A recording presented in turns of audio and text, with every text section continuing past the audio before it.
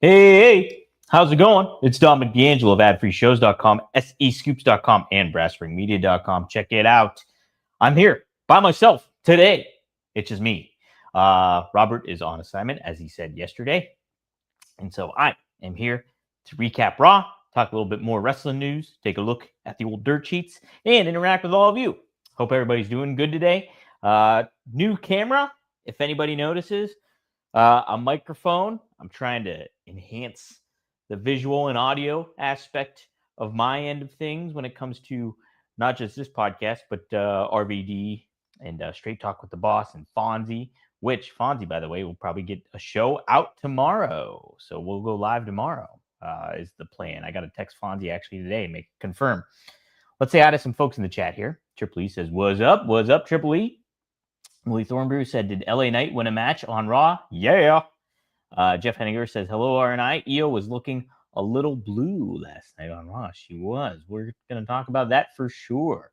Traylon says, "Hello, RNI. Tiffany and Stephanie Vakor might steal the show at Crown Jewel. I would not be surprised. It's going to be a good match."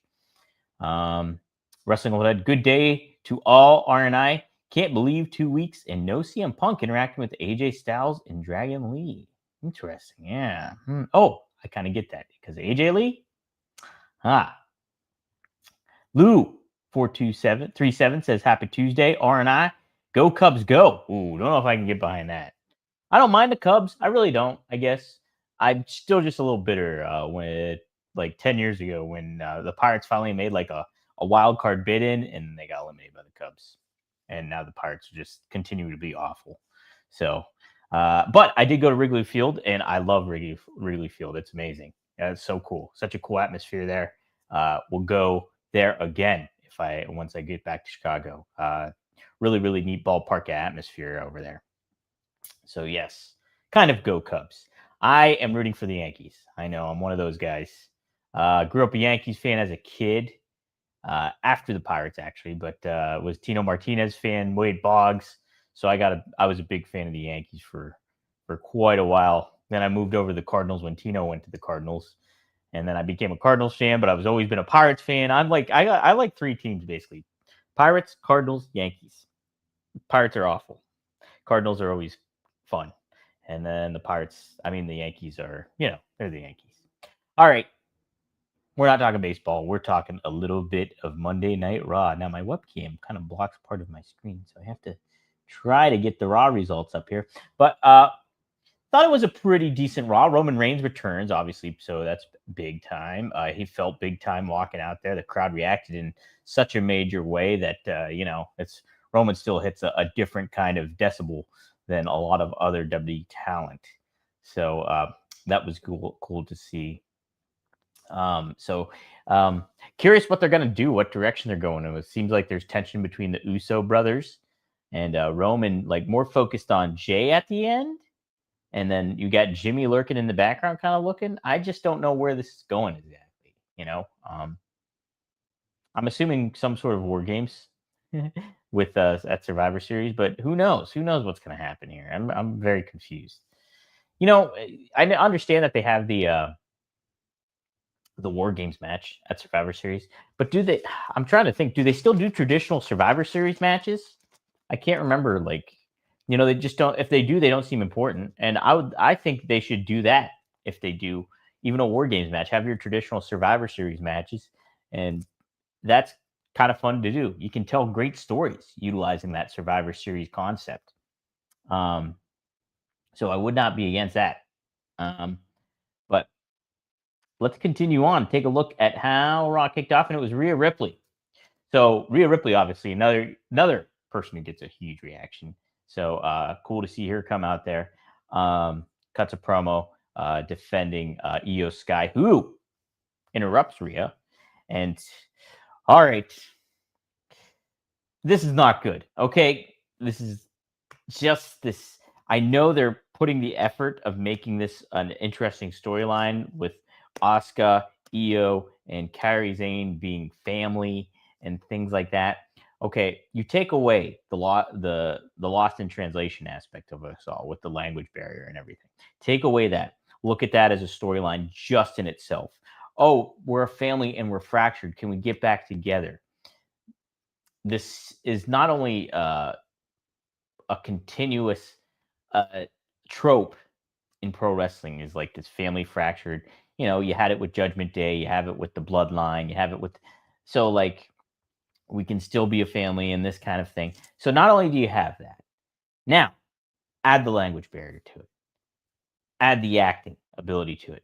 Wrestlers are not actors to an extent they are, but I mean like they're not trained actors, at least the majority aren't. And so you think about just going into it as a wrestler without language barriers still. Okay, we'll table the language barrier still. So wrestlers come in, they don't have acting experience. They got a little bit of, obviously you need to have some sort of charisma and stuff like that. But you're conveying a story, you're telling a story. And so when you have this family fracture thing and you're trying to charge up emotions and have this dynamic of, oh, my heart's hurting for Io Sky, even a little bit for Carrie Zane, who's put in a bad position. Like, you have to make that connection with the audience, with the viewer, more in specific. Well, a little bit of both, obviously, but like that's a key component. Okay, now add the language barrier. Now add the lost in translation stuff.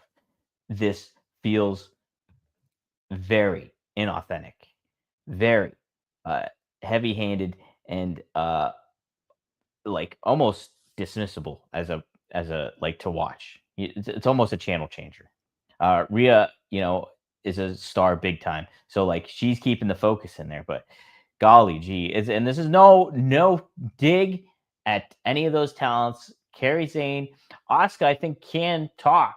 Like if she was the only person that talked, like you know, was utilized her charisma to convey herself, I think that would be okay. But I mean, it's just that they need a mouthpiece. They need a mouthpiece, and you need something different here. You're incorporating these three women whose first language is not English, and you're putting a lot of the burden of telling a story on these three women. It's you can't do that with a program like a wrestling program. This is not watchable in a lot of ways. Something needs got to change. They got to get somebody involved with this. I know Rhea's involved, obviously, but you need a mouthpiece. Who that could be, we've talked about, I think, before. I just can't think of names right now, but you need to figure out something. Okay, let me see. Looking at the chat here real quick. It's been a few years since they did a traditional Survivor Series. Yeah, why not? Why not do that as well as War Games? Make those the special events for. Obviously, it's Survivor Series. Like you gotta have a Survivor Series match. Haven't had a regular Survivor Series tag match since they started doing War Games. Yeah, what if you just did one War Games match? Is that bad? And then like three of the other matches or two of the other matches are Survivor Series matches. Like you don't need a women's War Games match if it doesn't warrant it, and or you don't need a men's if it doesn't warrant it. Right now, it seems like you need a men's coming up. Do you need a women's? You don't. Like I just think it's oversaturation, and you're trying to answer to a lot of heads that you know when the main focus should be what you're delivering as a product. They haven't done a Survivor Series elimination match in a while. They're doing a couple at NXT TNA Invasion. Okay, well that kind of that's cool, but like if you're having a traditional Survivor Series match at a pay per view or PLE that's not Survivor Series, and you have a Survivor Series PLE named Survivor Series, why wouldn't you do a traditional Survivor Series match? This All My Children type segment was asking a lot from talent that aren't trained actors. Exactly. It's you are asking a lot. This is not fair to those women, and it's really not fair to your audience. Like to be okay, you're trying to get me to eat this stuff up. Also, you have another family dynamic going on with the Usos, which I just talked about. Like this is give us a little variety here. We don't need this kind of drama. Why don't you just make Oscar this mysterious? She's just a nut and she's creepy. You were getting around the bend at Halloween.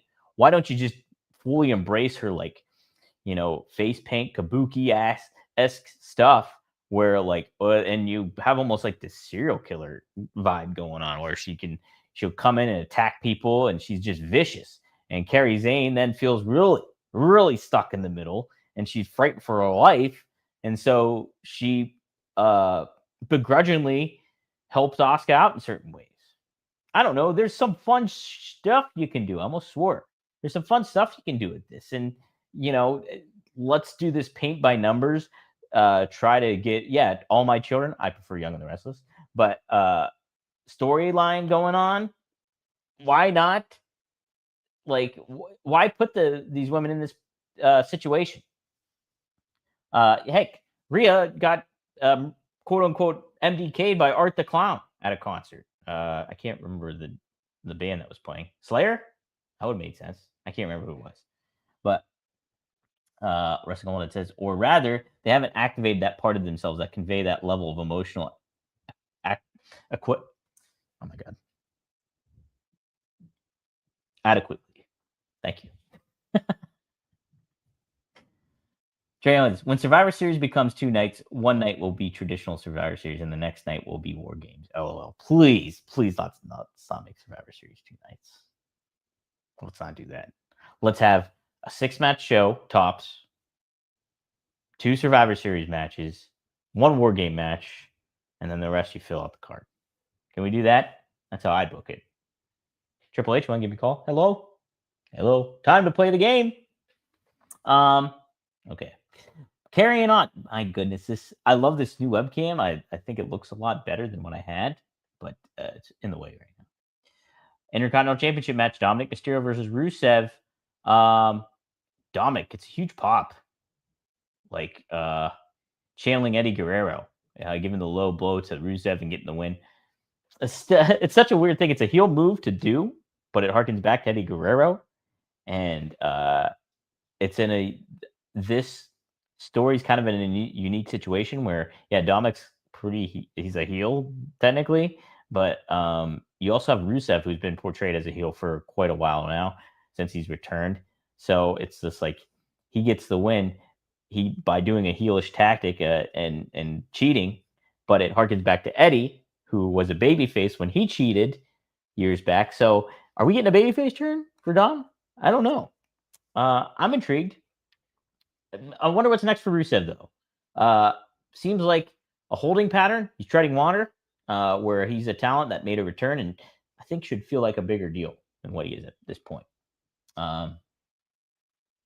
They're turning the fans into Dominic Mysterio lovers. Yes, it's very true. Hold on. All right, trying to see here. Next up, we had Bayley versus Raquel Rodriguez. Okay, so I've been very kind of out on the Bayley, like, hey, you're turning her heel, then she's erratic. This is they're kind of hooking me back. They're kind of hooking me back with this. Because I think if you keep Bayley an erratic, happy, crazy baby face, and you make so you have Bayley in the Jerry Lewis role, and you have Lyra Valkyria in the Dean Martin role as the straight man to the funny man, you might have something here. But you can't have her completely break, I don't think. I just don't ultimately think there's value in her as a heel in the crazy type of role. I just don't think there is. But if you have her kind of blended in where she's got like almost like this Dr. Jekyll, Mr. Hyde kind of thing going on, where it's like, okay, you can kind of like her and like almost give her like back to Halloween, give her like a wolf man gimmick, a werewolf gimmick where something happens and it triggers her to just lose it. I think that would be fun. But she's a babyface. I think that would be really fun. I think Bayley could have a lot of fun with that. You could have some fun promos in that regard too. I know they did that with Festus way back when, aka Luke Gallows, aka Doc Gallows. But why not bring that back? And it's a different coat of paint with a different person in Bayley. Very different person in Bayley. So I would think there's some stuff to that. Okay, LA Knight taking on Kofi Kingston. Okay, LA Knight does get the win, but it really speaks to what Robert and I were trying to pitch yesterday is like, Let's give New Day a big push or put them in a position to feel viable. Well, they didn't. It's just like Kofi Kingston and Xavier Woods right now are like glorified enhancement talent for Raw uh, as heels. Don't think it does them any good. Don't think they're very. I don't think it's Teflon. I don't think it's a Teflon thing to do with a act like New Day. And you already damaged it by starting them off big heel turn and then not making most of that. LA Knight should get the win, but I don't think it should have been against Kofi Kingston or Xavier Woods. It should have just been about against somebody else, something different, somebody different maybe that we haven't seen on Raw in a while or something like that. That is just like, hey, we won an LA Knight match. Let's have an LA Knight match to help fill out this card here in Raleigh, North Carolina. Okay, so I have to give WWE credit here. The aspect of Seth Rollins and Cody Rhodes. I am not a fan of having to adhere to stipulation of what crown jewel is, where you have to have champion versus champion. I think it's counterproductive. I think it's not helpful. I think it doesn't give any of the fans further intrigue to watch. But how they positioned it is good. Like, they play to the history of Seth and Cody. And you have, each guy give their reasoning of how they feel about one another. And I think that kind of captivates everything. Seth is 0-3 and admits it against Cody. So there's the big sticking point for Seth.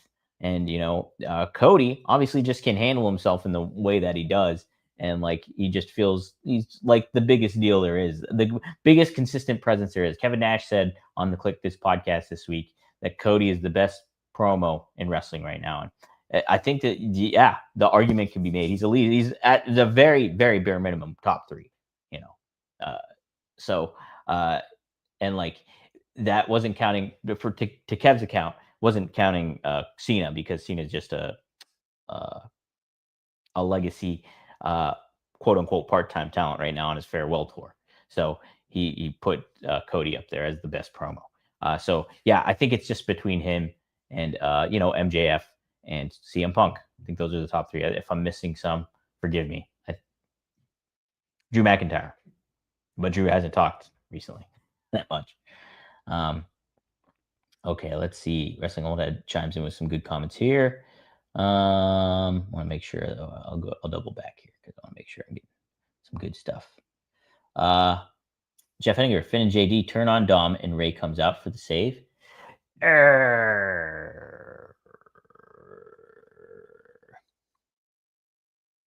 I want to see Finn turn babyface.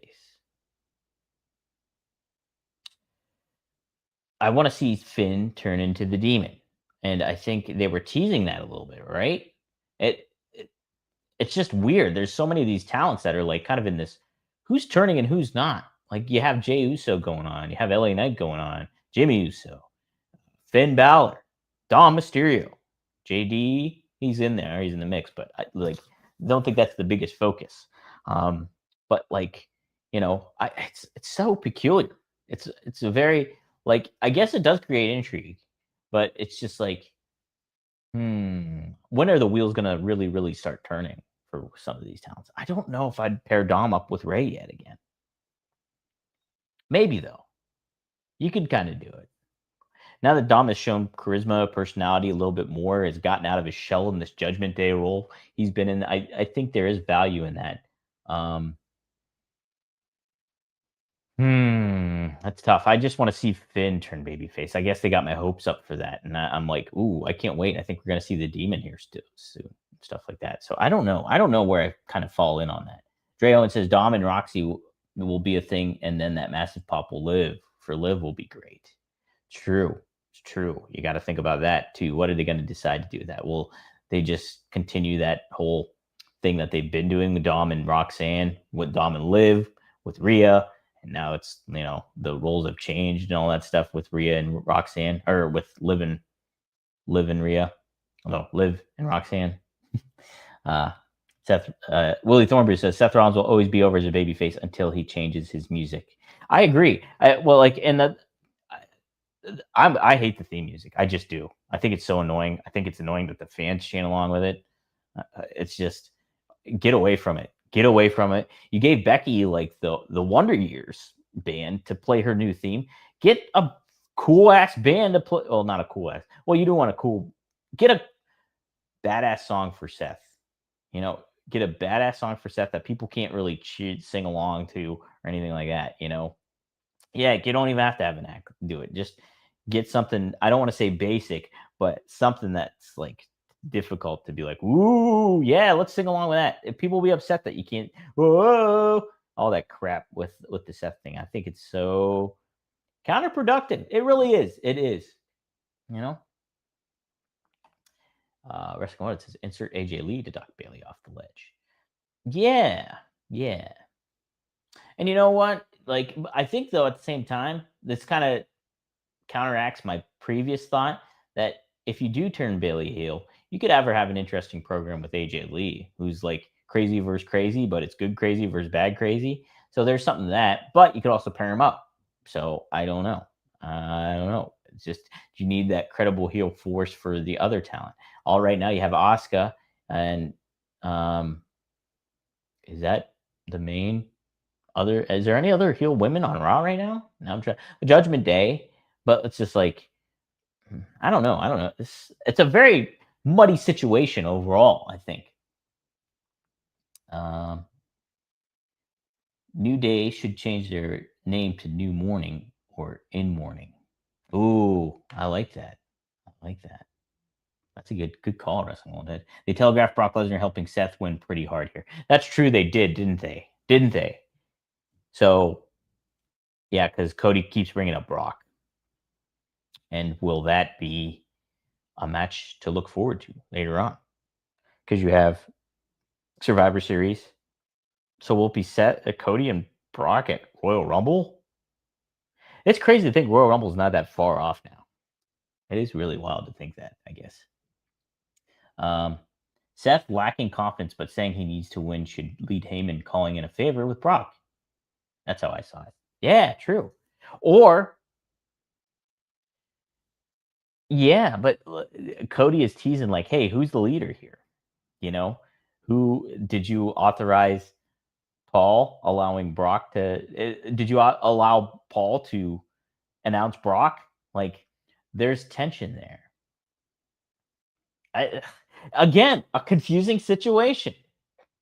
Who, if you're putting, is it going to be tension between Seth and Brock? Well, after Survivor Series, maybe, and then it pivots to Seth versus Brock.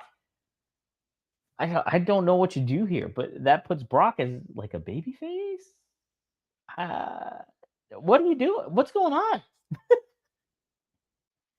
I don't know. It's so I guess there's some intriguing aspects of it all, but like, is that really intriguing? It's just like curiosity. What are they doing? What are they doing? Oh, I like Becky Lynch's new music too. It's the Wonder Years. The Wonder Years are a great band. I'm trying to get an interview with them actually. We'll see. I got a hold of their management team or their publicist who said they sent an email to their management, but I haven't heard anything back. So maybe if I could get an interview with the Wonder Years, that'd be pretty sweet. It's a good band though. Have some good music. They make wrestling references in their other songs too. At least one. They make a Mid South reference in a different song. I was like, that was that a Mid South in '84 reference? They literally say that. So okay, Wrestling Old Head lays out here for me. Brock, Drew, The Vision versus Roman, Jay, Cena, Punk, Cody. Jimmy is left out. Ooh, I like that. I like that. Yeah. Wow. That's going to you're foreseeing here. You're like you have a vision of what the vision could be in the War Games cage. Yeah. Hmm. All right. Let's take a look here at the dirt sheets. Hit the old dirt sheet, see what's up. And we'll do a little advertising too. But so before we hit the dirt sheets, we do have to talk about our fine sponsor. That is, Blue Chew. And you know what, guys? You want to enter the room dick first. Blue Chew isn't just a tablet, it's a cheat code for your crotch. Stronger, harder, longer lasting. Like someone gave your downstairs a pep talk and a gym membership. I just went to the gym and I needed a pep talk. Blue Chew is the original brand offering chewable tablets for better sex. So, guys, this isn't about just performance. This is about legacy, or hey, third legacy. Give her group chat something to talk about. When you lay it down, they're going to be talking about how it's getting up. Nothing makes you more of a legend than Blue Chew. Discover your options at bluechew.com. And we got a special deal for our listeners. As always, get your first month of Blue Chew free, FREE. Just use promo code RUMOR at checkout and $5 for shipping. That's it. Join Blue Chew's mission to upgrade humanity one thrust at a time. Head to bluechew.com for details and safety info. And big thanks to Blue Chew for sponsoring the podcast. So thank you, Blue Chew. Yeah. All right, let's hit the dirt sheets. That's what I like about. I always miss Robert, but when I don't do a rundown, I don't write out a rundown when I just do the show by myself. And so I'm just going in, quote unquote, raw. And we're going to just look at what the dirt sheets have to say today. Thank you for SEScoops.com. Oh, geez. Yeah. I did get this in my inbox earlier. John Cena, it's been announced. He's going to be his final match taking place Washington, D.C., as it was reported earlier on and everything to that effect. So, wow. Very intriguing. Very intriguing. You'd think it was going to be Boston. Clearly it wasn't. And so it ends up being in DC. So what does that mean? You got to think, do we see WWE Hall of Famer and current standing president Donald Trump at this show, despite how divisive he is as a president?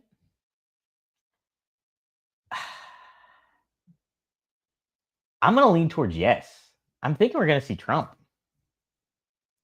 I'm thinking we're going to see it. Because why would you have it in DC of all places? I guess they bid for it, so maybe that's it.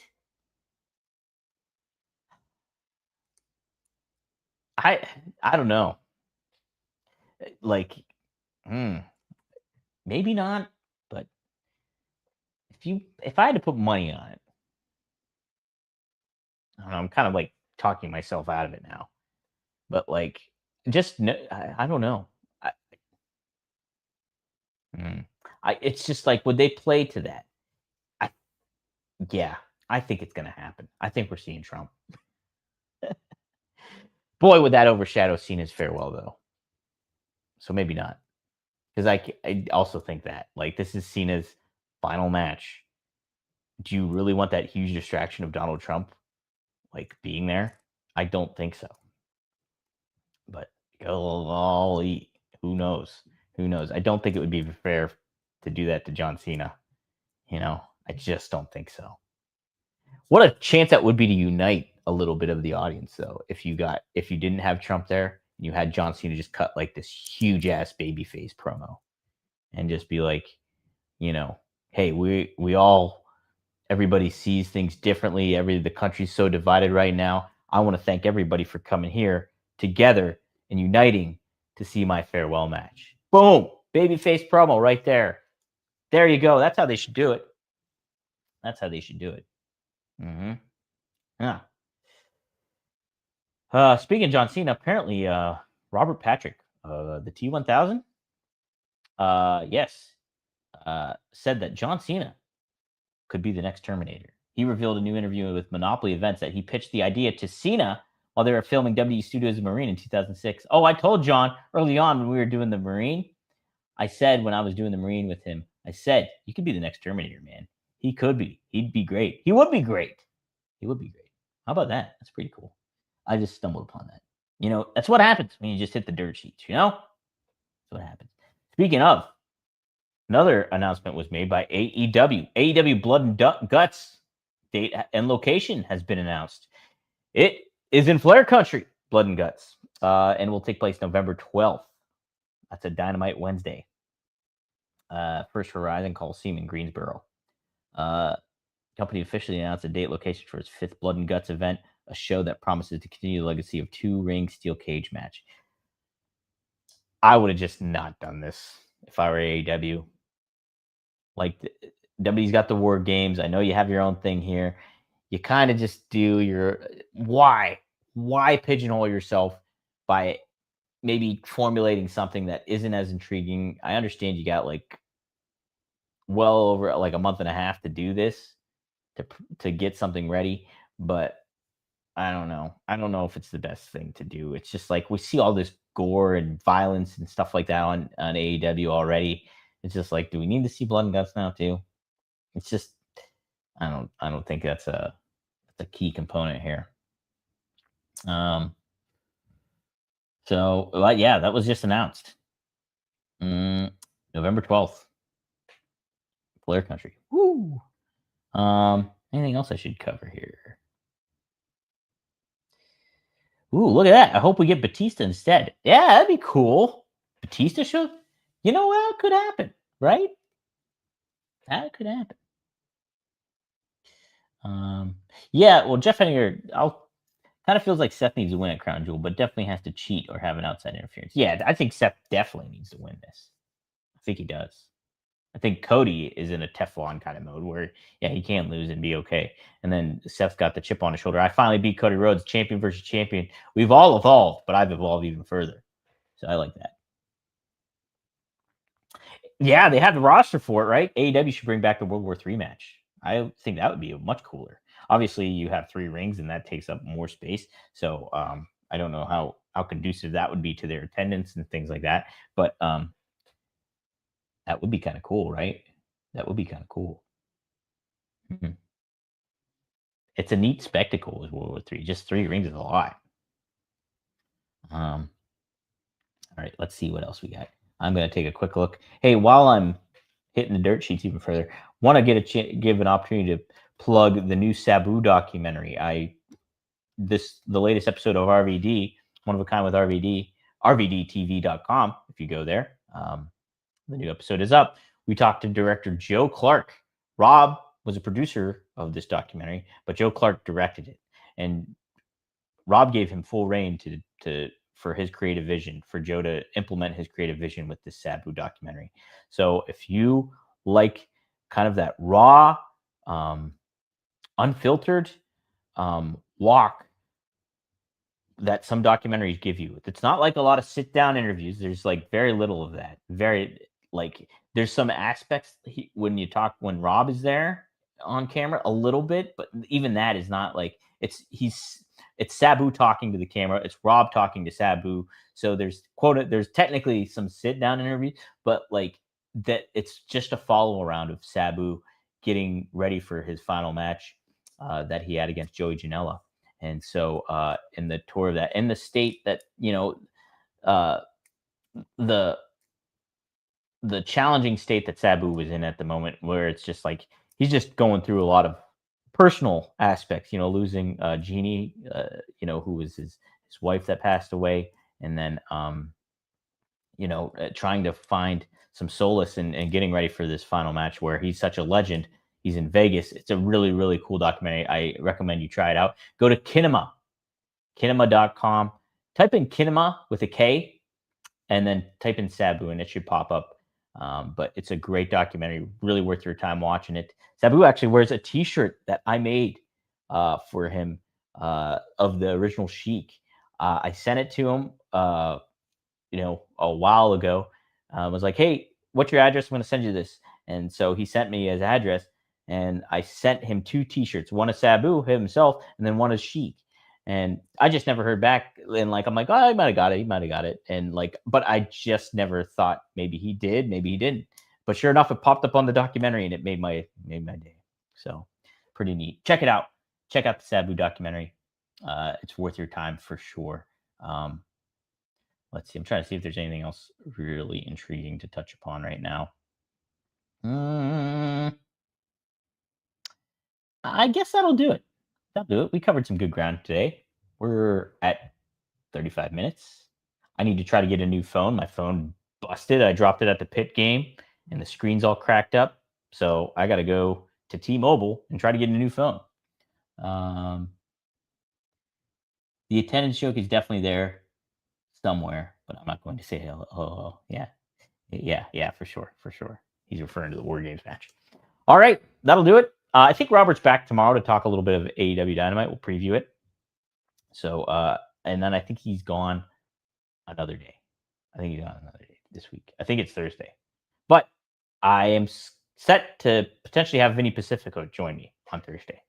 So that is on the game plan. So it should be a fun show. We'll get Vinny's perspective on the current state of the business, his film career he's dipping into a little bit, and more so there. He's a well-traveled, young talent that is very eager to get his name out there and get the word out about himself too. So Vinny's a fun interview. So I'll potentially try to have him here Thursday. So thank you all for being here every Monday through Friday on the Ad Free Shows YouTube channel, on the Rumor and Innuendo YouTube channel, on the Oh You Didn't Know YouTube channel, and on WD Creative_ish X account, at the Dominic D'Angelo X account, and at ST Scoops X account. So, as always, thank you for tuning in. Best of luck in your future endeavors. And man, do my New York Jets stink. They stink.